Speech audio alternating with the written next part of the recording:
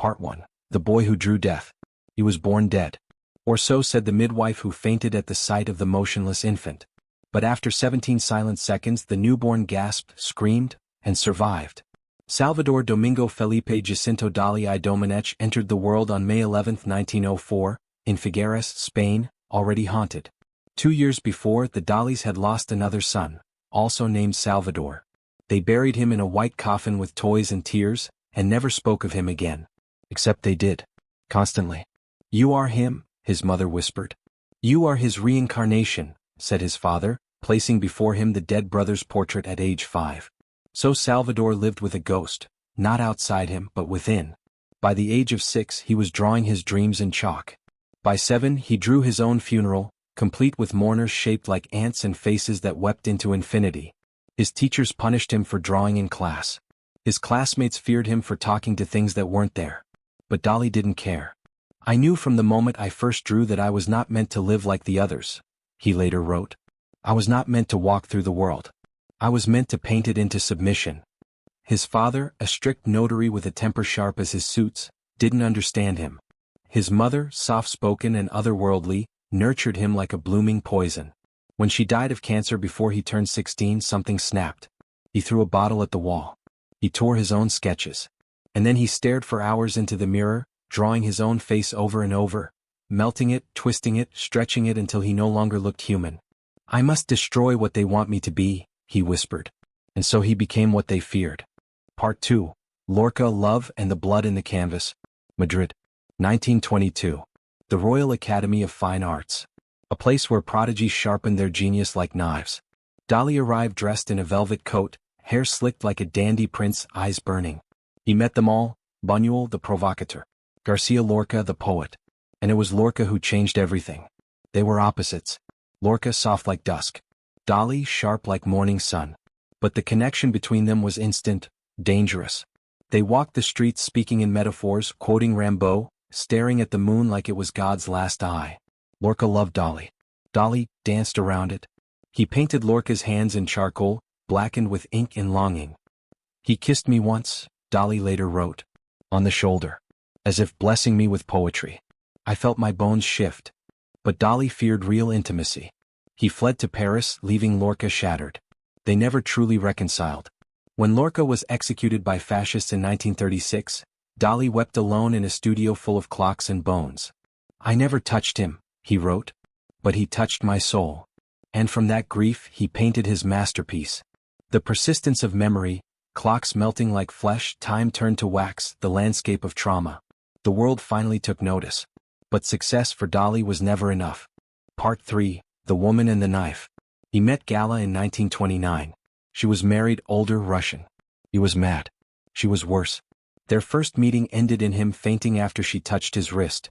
He called her the Devil's Bride. She called him a coward with holy eyes. They fell into each other like fire meeting gasoline. Gala became his muse, his manager, his mother, his mistress. She controlled his life, his money, his sanity. He once painted her asleep, surrounded by tigers and a fish leaping from a pomegranate. "Gala is the only woman I will ever need," he declared. "She is my cathedral." But she was also cruel. She sold his works without asking. Took lovers and flaunted them. He didn't mind. Or he pretended not to. Because as long as she believed in his genius, Dalí could breathe. But the knife wasn't far. One night in 1952, Dalí locked himself in his studio after Gala accused him of betraying her with a mannequin. For 3 days he didn't eat. When he emerged, he presented a canvas smeared with red. "Is it blood?" she asked. He only smiled. No one ever saw that painting again. Part 4. The Burning Clock. The walls of Dalí's seaside home in Portlagat shimmered like wet glass under the Mediterranean sun. Time slowed in that strange place, or maybe it melted. Inside the studio, the air was still, thick with the scent of linseed oil, sea salt, and something faintly electric, the tension before creation. Dalí stood in front of an enormous canvas. His mustache, now graying, pointed like 2 defiant daggers toward eternity. His eyes were bloodshot from sleepless nights, and from the visions. The same vision had haunted him for weeks now, a desert where time collapsed in on itself. Melting watches. Ants crawling on gold. A lonely branch holding something soft and decaying. He could feel it crawling under his skin, the shape of the painting like a fever. He barely spoke. Gala, his eternal muse, hovered near the doorway watching worried. Her hair was streaked with silver now. Her hands shook when she poured his absinthe. Yet her gaze was as piercing as ever. "You are chasing ghosts," she whispered. "No, Gala," he answered without turning. "I am chasing the soul of time." He began to paint furiously, smearing pigment like blood across the canvas. Days passed. He didn't eat. He barely slept. He muttered phrases in Catalan, French, Spanish, and sometimes in pure nonsense. He laughed. He screamed. He whispered to shadows. When the persistence of memory was finally finished, he collapsed. Gala caught him before he hit the floor. Part 5. The Death of Gala. The years twisted around Dalí like a spiral staircase with no end, always upward, never still. Fame came and went like tides. The world worshipped him. Paris, New York, Tokyo, cities bowed before the spectacle of Salvador Dalí. But behind the curtain of gold, his world began to rot. Gala had grown frail. She no longer wandered the gardens of their castle in Pubal with the same intensity. Her presence, once fire, had dimmed to ember. Dalí still painted, but his hands shook more than he admitted. The lines in his canvases were no longer weapons, they were questions. He would sit beside her for hours, sometimes painting her as if she were already a memory. "Do you remember the mountains, Salvador?" she asked one evening. "Yes, Gala. I remember everything," he whispered. "You were always dreaming," she smiled. "Even when you kissed me." One autumn afternoon she slipped away, like the last note of a song you can't replay. Dalí screamed. He painted for 3 days straight, using only black and red. He burned the brushes afterward. Then he locked himself in the castle and refused to speak. For months he wandered its stone halls at night, whispering her name. Some say he kept a piece of her dress in his pocket. Others say he carved her face into every candle before lighting them. He began to paint her over and over, but the eyes were always wrong. Always dead. Without Gala, time stopped making sense.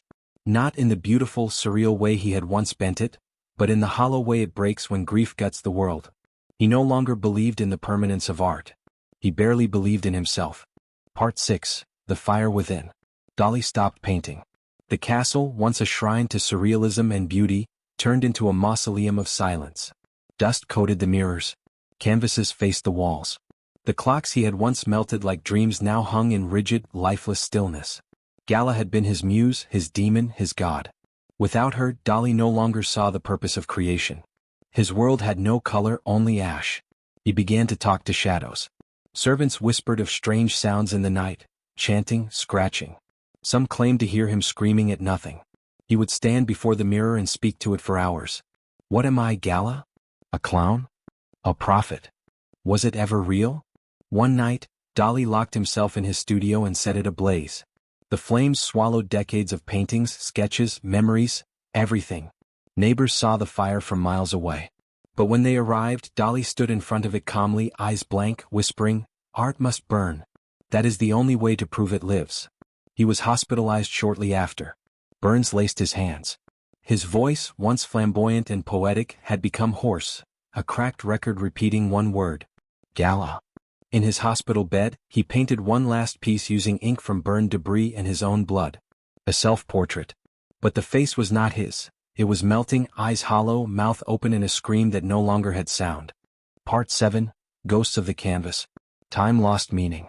Dalí's days passed like smeared oil paint, slow, dripping, irreversible. He was confined to a sterile white room with barred windows. The walls were bare, save for one, where he began to scratch. Fingernails, shards of plastic spoons, broken glass from his water cup. He used anything he could find. What emerged was a mural of madness. A spiral of eyes, Gala's eyes, surrounded by melting crucifixes, amputated elephants, bleeding clocks, and infants with adult faces screaming in silence. Nurses wept. One claimed to see the mural move when left alone in the room. Another had nightmares after witnessing it. But Dalí never spoke again. Only once, when asked who the spiral of eyes belonged to, he whispered. She never blinked, even in death. Doctors considered it a psychotic break. But fellow artists came one by one to witness the mural.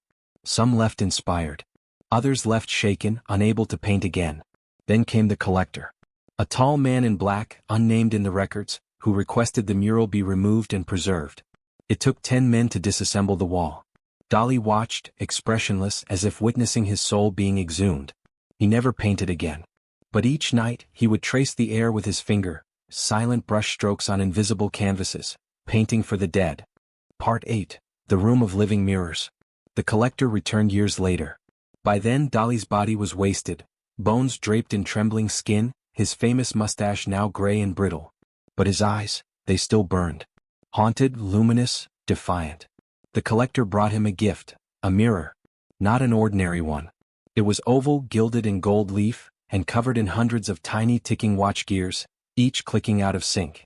He said it was from a monastery in Toledo. That it had once belonged to a painter who vanished after seeing himself too deeply. Dalí demanded to be left alone with it. The nurses refused at first, fearing a breakdown. But he refused to eat, drink, or speak until they relented. For hours nothing. Then screaming. They found him crouched in a corner, bleeding from his hands. He had clawed at his own reflection. The mirror remained intact, untouched. But Dalí pointed at it, his voice trembling. She was there. Gala. But she was walking backward. Smiling. Holding a candle made of my spine. He was sedated, but the damage was done. That night, the mirror disappeared. Some say the collector took it. Others say Dalí fed it to the fire. But a rumor spread among hospital staff. If you looked in that mirror too long, you saw not yourself, but the worst thing you had ever imagined, and it stared back. Dalí no longer painted in air. Now he painted only in sleep, speaking in tongues, moaning names, calling out to long-dead painters, whispering things like, "Bosch knows." He painted the door. I just opened it. No one knew what it meant. But something in the air had changed. The walls of the hospital began to crack in spirals. Clocks fell off, stopping at the same hour, 3:33 a.m. The nurses stopped entering his room at night. Except for one, a young intern who said Dalí told her this. I was never painting reality. I was painting the other side. Part 9. The Last Stroke. Dalí's final days were a symphony of shadows and light, the same duality he had chased all his life. He lay in his bed, frail but alert, eyes flickering with fevered visions. Around him, the world blurred into a surreal tableau. Melting clocks dripped from the ceiling, ghostly figures danced along the walls, and distant echoes of Gala's laughter filled the air. His hands, once so steady and divine, trembled as he grasped a paintbrush for the last time. On a fragile canvas, he began his final masterpiece, a painting that would capture the essence of his tortured soul. The brush strokes were wild, chaotic yet purposeful, a tempest of color and darkness. Faces emerged, Gala's serene smile, Bosch's hellish beasts, the burning mirror, and countless clocks suspended in time. He painted himself at the center, a figure dissolving into the void, simultaneously alive and fading. As the sun rose, Dalí whispered one last phrase. Art is the resurrection of the invisible. With that, his eyes closed, not in death but in transcendence. The canvas remained unfinished, a beautiful chaos frozen in time, a haunting legacy for generations. His studio was left untouched, a shrine to madness and genius intertwined. And in the quiet after his passing, those who dared enter said they could hear a faint ticking, a reminder that time, like art, is eternal.